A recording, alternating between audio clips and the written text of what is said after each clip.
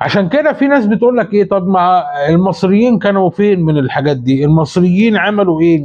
دايما الاحداث تلاقي فيه جانب مصري مختفي. لا، هو مش مختفي، هو مسالم، مش عاوز يخش دايرة الصراع.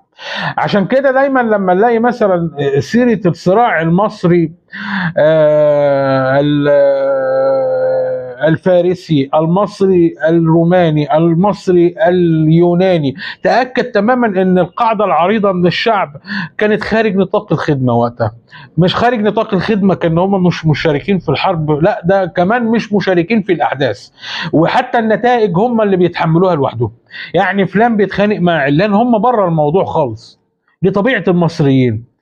طيب، هل المسلمين لما دخلوا مصر استفادوا من الموضوع ده؟ بكل تأكيد.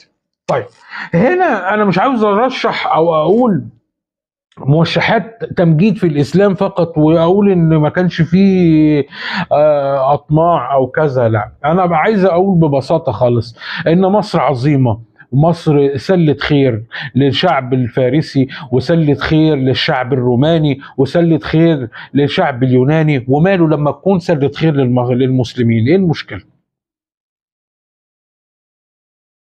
ايه المشكلة؟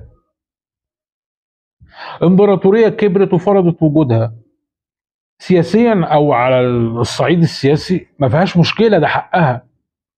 ما هنا انا مش بدافع، لا انا بورد. هي اقوى، غلبت الفرس وغلبت الروم.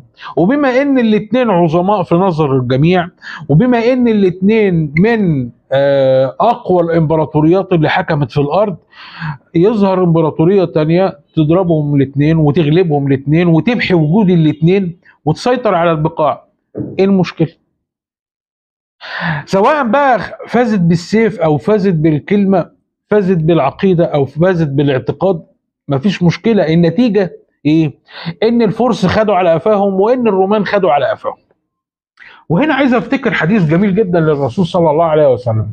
الناس اللي دايما تبص للمسلمين ان هم غلطوا، انا مش بدافع عن المسلمين، بس بلوم على مسلم بمعتقد ان من روح الحداثه والتطور انه يرفض وجود المسلمين في مصر. لا يا حبيبي، ويعتقد ان هو متفاخر باسلافه اللي هم مش اسلافه، او الله اعلم اسلافه مين.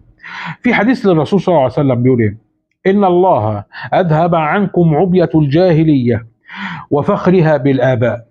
الناس بنو آدم وآدم من تراب. مؤمن تقي وفاجر شقي. هنا بيصنف الناس في الآخرة. لا ينتهين أقوام